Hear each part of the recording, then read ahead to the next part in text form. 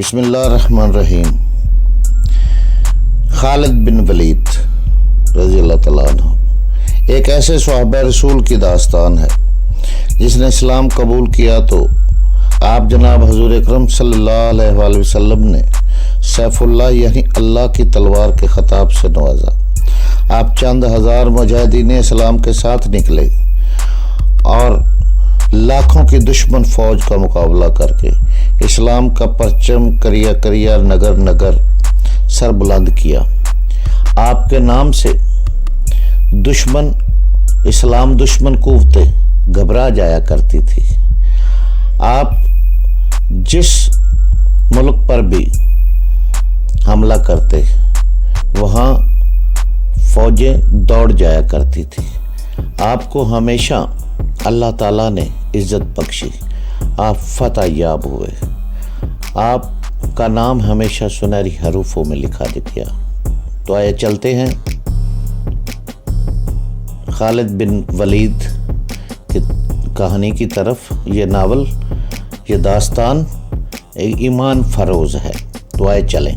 خالد بن ولید، قسط نمبر 13۔ بت پرستوں کا تصادم تھا، خدا کو حق کا ساتھ دینا تھا، خدا کو اپنے اس عظیم پیغام کی لاج رکھنی تھی جو اس کی ذات باری نے غار حرا میں عرب کے سپوت کو دیا تھا اور اسے رسالت عطا کی تھی۔ خدا ان کا ساتھ دیتا ہے جن کے دلوں میں حق اور صدیق ہوتا ہے۔ یہ نبی کریم صلی اللہ علیہ وسلم کی للکار تھی جو مدینے کے گلی کوچوں میں سنائی دے رہی تھی۔ لیکن اسے اللہ کی عبادت کرنے والوں خدا تمہارے ساتھ ہے۔ وہ تمہارا اسی صورت میں ساتھ دے گا جب تم دلوں سے خوف و ہراس نکال کر ایک دوسرے کا ساتھ دو گے، اپنی جانیں اللہ کی راہ میں قربان کر دینے کا عزم کرو گے۔ جو ہمارے اللہ کو نہیں مانتا اور ہمارے دین کو نہیں مانتا وہ ہمارا دشمن ہے اور اس کا قتل ہم پر فرض ہے۔ یاد رکھو، قتل کرنے کے لیے قتل ہونا بھی پڑتا ہے۔ ایمان سے بڑھ کر اور کوئی طاقت نہیں جو تمہیں دشمن سے بچا سکے۔ تمہیں دفاع مدینہ کا نہیں، اپنے عقیدے سے کام کرنا ہے۔ اگر اس عزم سے آگے بڑھو گے تو 10,000 پر غالب آ جاؤ گے۔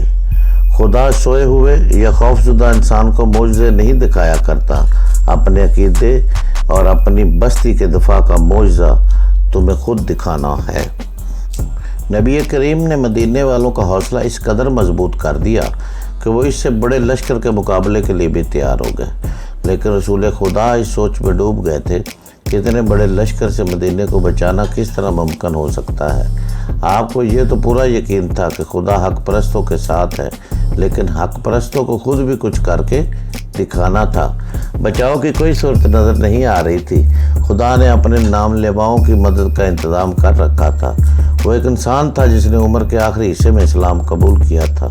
اس انسان کا نام سلیمان فارسی تھا۔ سلیمان فارسی آتش پرستوں کے مذہبی پیشوا تھے، لیکن وہ شب و روز حق کی تلاش میں سرگردہ رہتے تھے۔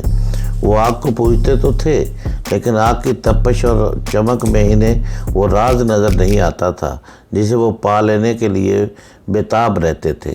عقل و دانش میں ان کا کوئی ٹکر کا نہیں تھا۔ آتش پرست انہیں بھی اسی طرح پوجتے تھے جس طرح آگ کو۔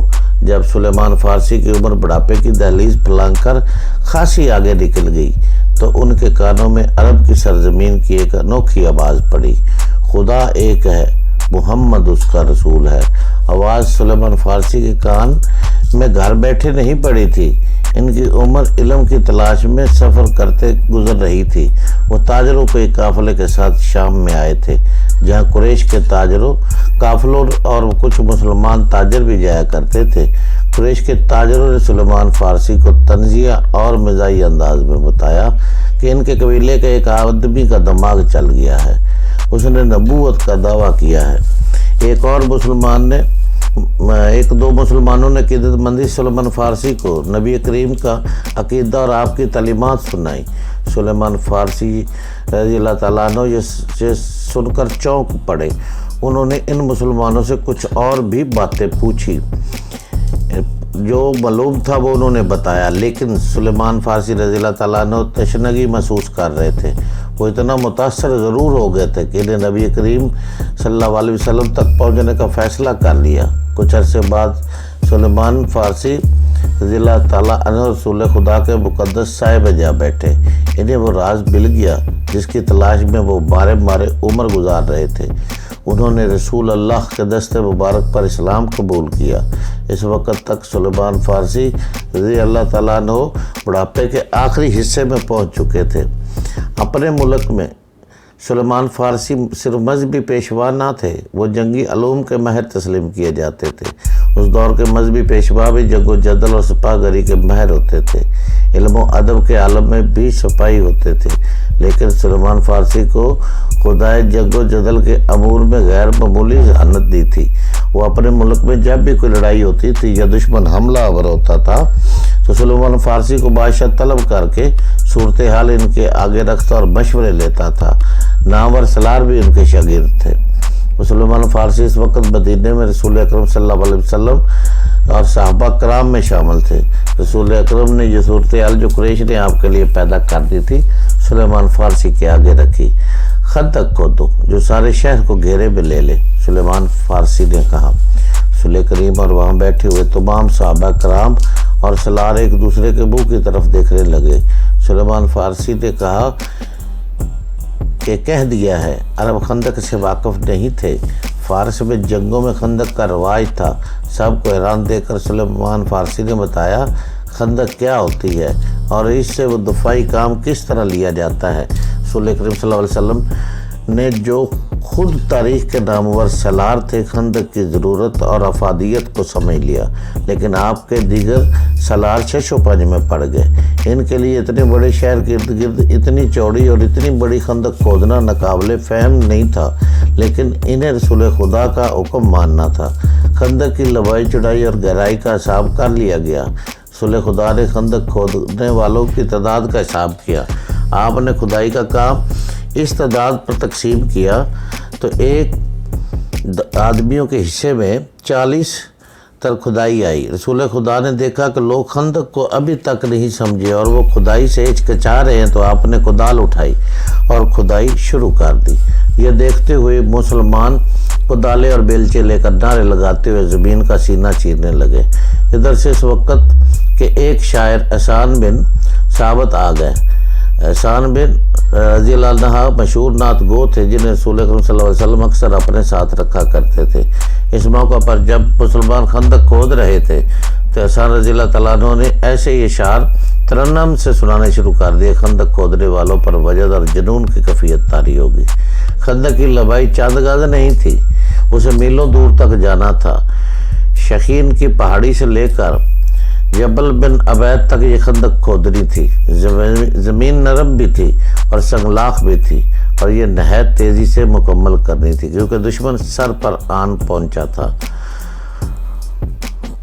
قریش کا لشکر اس عجیب و غریب طریقہ دفاع سے بے خبر احد کی پہاڑی کے دوسری طرف خیمہ زن تھا۔ اس کے پیچھے یہودیوں کا ہاتھ تھا۔ چلتے چلتے خالد کو اپنی آواز سنائی دینے لگی۔ اہل قریش تو ٹھنڈے پڑ گئے تھے، ان پر مسلمانوں کی دھاک بیٹھ گئی تھی۔ گھوڑا اپنی مرضی کی چال چلا جا رہا تھا۔ مدینہ بھی دور تھا۔ خالد کو جیم سے محسوس ہوئی اس کے قبیلہ قریش نے اسے شرمسار کر دیا تھا۔ اسے یہ بات اچھی نہیں لگی تھی کہ یہودیوں کے اکسانے پر اس کے قبیلے کے سردار اور سالار ابو سفیان نے مدینے پر حملے کا فیصلہ کیا تھا، لیکن وہ خوش تھا کہ حملے کا فیصلہ تو ہوا۔ اتنا بڑا لشکر جو زمین عرب پر پہلی بار کسی جنگ میں دیکھا گیا تھا یہودیوں نے ہی جمع کیا تھا، لیکن خالد اس پر بھی مطمئن تھا کہ کسی نے ہی یہ کام کیا ہو۔ لشکر تو جمع ہو گیا۔ وہ اس روز بہت خوش تھا۔ اتنے بڑے لشکر کو دیکھ کر ہی مسلمان مدینہ سے بھاگ جائیں گے۔ اگر مقابلے پر بھی جم گئے تو گھڑی دو گھڑی میں ان کا صفایا ہو جائے گا۔ وہ اس وقت تو بہت ہی خوش تھا جب احد کی پہاڑی کی دوسری طرف یہ سارا لشکر خیمہ زن تھا۔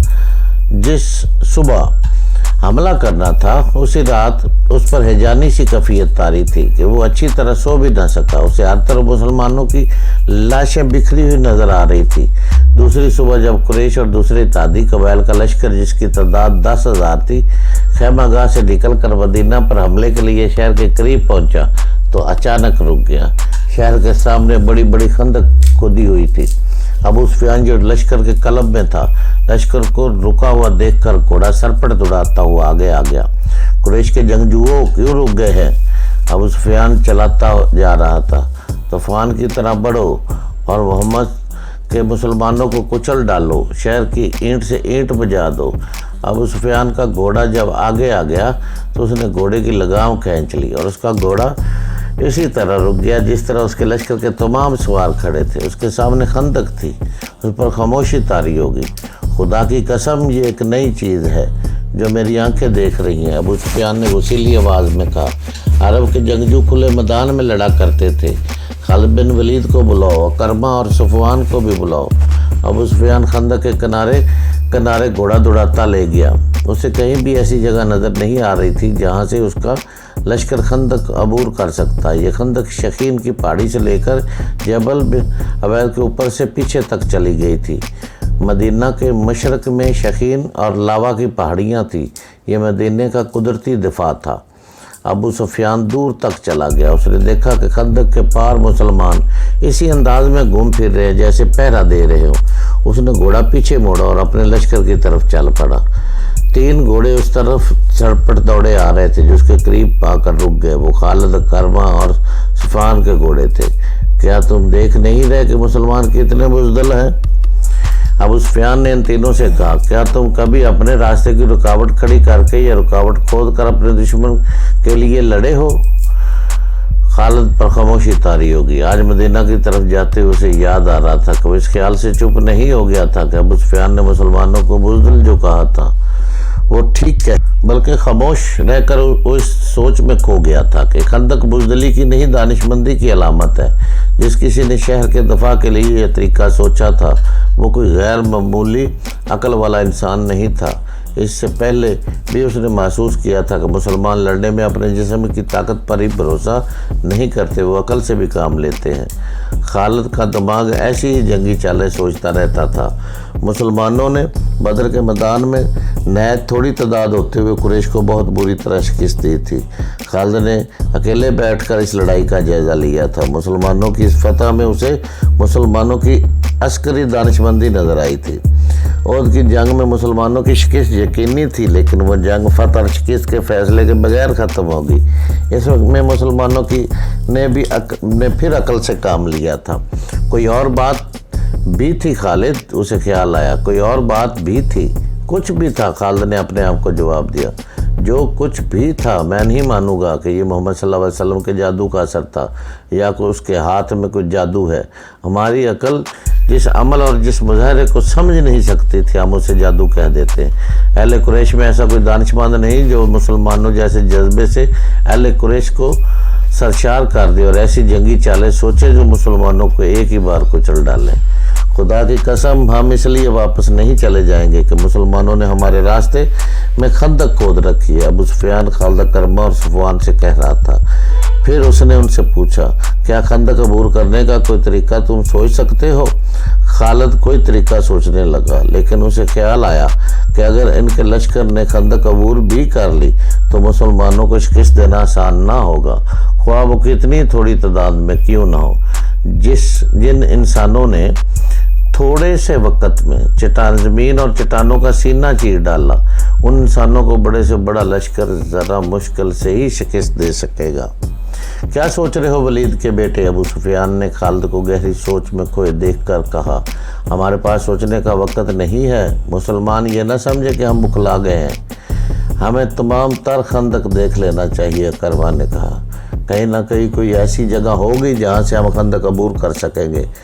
صفوان نے کہا، محاصرہ۔ خالد نے خود اعتمادی سے کہا، مسلمان خندق کھود کر اندر بیٹھ گئے ہیں، ہم محاصرہ کر کے باہر بیٹھے رہیں گے۔ وہ بھوک سے تنگ آ کر ایک نہ ایک دن خود ہی خندق کے اس طرف آ جائیں گے جدھر ہم ہیں۔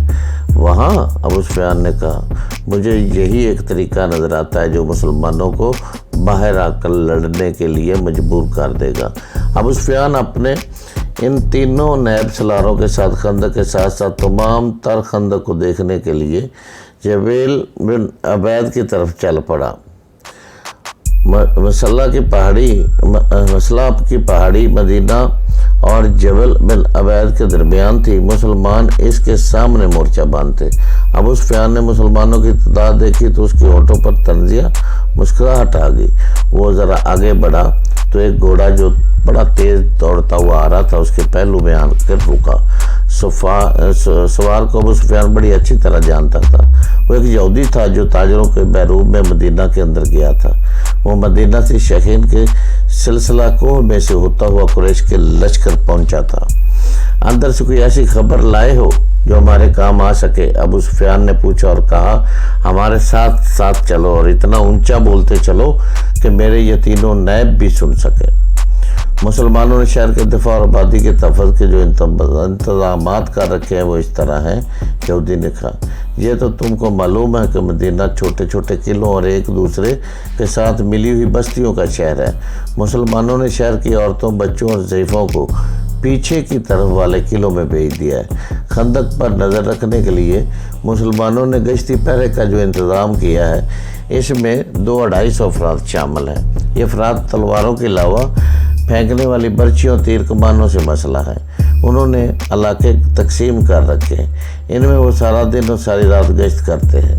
جہاں کہیں سے بھی تم خندق عبور کرنے کی کوشش کرو گے وہاں مسلمانوں کی خاصی تعداد پہنچ جائے گی۔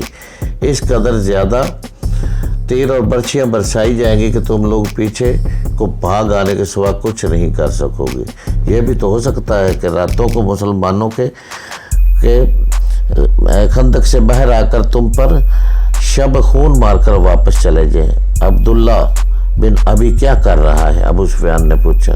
اے قریش کے سردار، یہودی جاسوس نے کہا، اتنی عمر کر بھی تم انسانوں کو نہیں سمجھ سکے۔ عبداللہ بن ابی منافق ہے، مسلمان اسے جماعت منافقین کا سردار کہتے ہیں اور ہم اسے یہودیت کا غدار سمجھتے ہیں۔